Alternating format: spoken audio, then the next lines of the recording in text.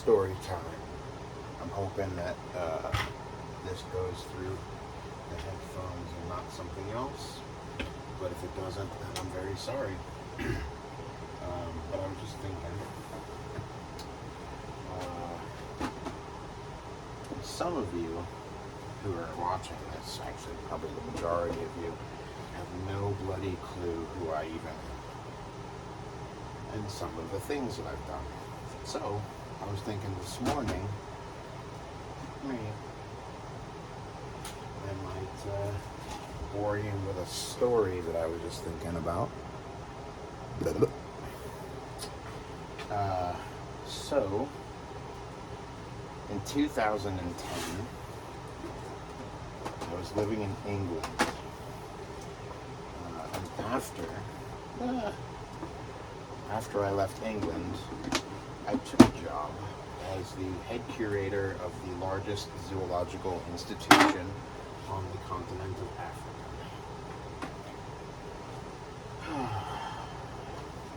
And I remember leaving England, I was very sad, but as soon as I went through security at Heathrow Airport, I was happy as a pig in shit, so to speak, which is kind of unfortunate because when I look back at my life, I don't feel like the actual place that I grew up is home. I look at England as home. And those of you that know me will know how fondly I speak of Blighty. So, it took me a really long time to get to South Africa by plane, as it would, because you're basically on the opposite side of the world. There's not many places that you can actually travel that are kind of that far. I'm just gonna work and talk here, obviously. So yeah, it was like a really long flight. I forget, and it gets longer every time I tell the story. It was probably something 20 hours, but if you ask me about it in 5 years' time, it took me 4 days to get there by plane. I had a layover in Frankfurt, Germany in the middle of the night. I remember that. So I flew from London to Frankfurt. We don't talk about Eintracht Frankfurt in this house. But flew to Frankfurt, Germany. It's a big hub. Flew down to South Africa. So either way, I didn't sleep much because I had just spent many years living in England. My life was changing. I was moving to South Africa. It was kind of an abrupt thing, like, I don't know. I decided I was leaving, and then a month later I was gone. Or maybe not even a month later. Actually, I think it was like 3 weeks. 3 weeks later I was gone, and I was on a flight to South Africa. So it took a really long time to get there, blah, blah, blah, blah, blah. I get there 5:30, 6 in the morning, something like that. And anybody that's been to OR Tambo Airport in Johannesburg, I've been to a million airports in my life, and I don't ever remember the name of any of them, but OR Tambo Airport is the one in Johannesburg. And so when you get off your flights in OR Tambo Airport, when you walk to like where you get your bags and where people pick you up, there's a huge glass wall. I mean, huge. So like you could see when you're like in the area where like you're just getting off the flight, you could see all the people that are waiting, you know what I mean, to pick people up or whatever. Met my field partner there for the first time, actually. We had been talking on the internet for a few years. I wouldn't say that we had become close, but we had certainly talked a lot. So he greeted me with a gigantic smile, and if you know who my field partner is, maybe I will divulge that information at some point, but yeah, he picked me up at the airport. About an hour drive to the zoo. I was thinking I might have some time off, like, I might be able to go take a shower or take a nap or something, because I was up on the plane watching Ramsay's Kitchen Nightmares, as you do. but the UK version, which is, I think it's a little bit better, slightly less dramatic. Anywho, so we get to the zoo probably 8, something like that in the morning.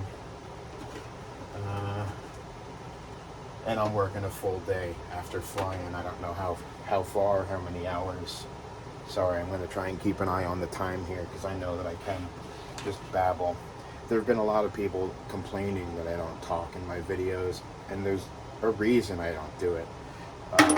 I don't view myself as like a personality, and I don't really want to become one of those guys, you know. And I know that there is a happy medium between the two of, you know, not saying anything and talking like a weirdo, but regardless, sometimes I also don't think I really have anything that's that interesting to talk about. But here's where this story comes in. So if you like it, great. If you don't, well, might I recommend watching PBS or something? Learn something for a change. Get to the zoo. So I'm tired, obviously, but I'm also extremely excited. I'm in my late 20s at the time. I'm 42 now, so I would have been, 14 years younger. It's 28, something like that. 27, 28 in there. So I'm basically just getting the tour. My field partner is showing me around, introducing me to people, telling me what's where, and kind of helping me pick out what is going to be my workload for the year that I'm there. So we had a couple of really small quarantine rooms where we would put animals that we've just acquired to make sure that they're away from the collection and they don't spread anything. But a lot of what we used quarantine for was just overflow. Like we had too many animals, or we would switch things around, or blah blah blah. So a lot of stuff ended up in quarantine. Long story short, actually it's not a long story short. This is a short story, very long.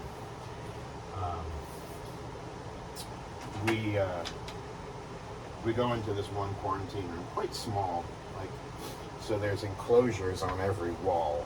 So the amount of space you actually had to walk around was, I don't know, maybe a 6 foot square, right? So not a lot of room. And the room was predominantly full of various species of venomous snakes, right? Again, not a big deal. You're kind of used to working in small quarters, close quarters sometimes. So my field partner says, "Oh, have you ever seen forest cobras that are native to Durban, sort of southeast coast of South Africa?" And I said, "I've seen them in pictures, but never in person."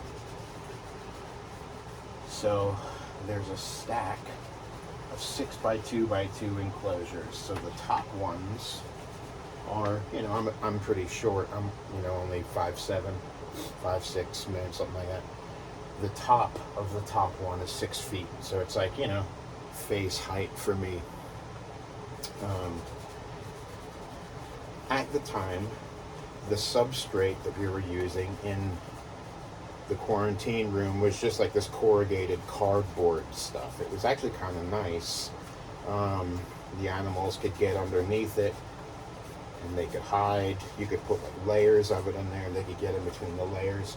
And it was cheap, when they crapped on it. You could just toss it out and it's not the end of the world. Actually, I think they used to burn a lot of it too, but that's neither here nor there. So he goes, "Oh, I'd love to show you these." Opens up the door, and the forest cobras are like right in the front, but underneath the cardboard. And in a very swift motion, he went wham, smacked them, and at the same time stepped out of the room and closed the door behind him. So these 2 forest cobras fly out, hit the ground, and they're pissed. And I'm in there, no snake hook, no nothing. It's like I didn't really sleep. I've been on a plane. I'm stressed. I just got here, and now they're already trying to kill me. These are a pair of adult forest cobras, bigger than 6 foot, smaller than 8, somewhere in there. Not typically known for their wonderful demeanor. And there's 2 of them. So one of them lands pretty close to me, so I kick my foot at it, and it goes to go away. So I'm able to grab it by the tail and like step back and like fling it, holding its tail, and the front part of its body catches on the ledge of the enclosure, goes in. The other cobra is still on the ground, standing its ground, hooded a little bit, and I did a similar thing, kicked my foot at it, not kicking the snake, but kicked at it, and then got it into the enclosure. The whole time this is going on, I hear my field partner just standing outside, and the door is rattling a little bit because he's holding on to it and laughing like, oh, this is hysterical. Probably a lot funnier if it's not happening to you, but so he hears me close the enclosure door, and then he opens the door to the quarantine room and told me that I had passed my test. And I said, I probably used a whole lot of expletives, but I said, what test are you talking about exactly? And he said, working in close quarters with venomous snakes and then working with them in the field, you need to be able to trust your field partner 100%, that they're not going to freak out and get you hurt, that they can handle basically whatever situation happens, and most of all, that they can think on their feet. I suppose I was able to do that. Because not even that long later,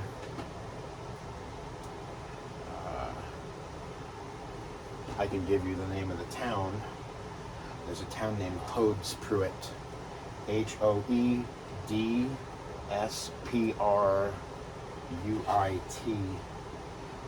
Hoedspruit is kind of in the middle of nowhere in South Africa. It's not one of the places that you'll just kind of end up. You'll normally go there going somewhere else. It wasn't that long later that we were pulling black mambas out of trees in Hoedspruit.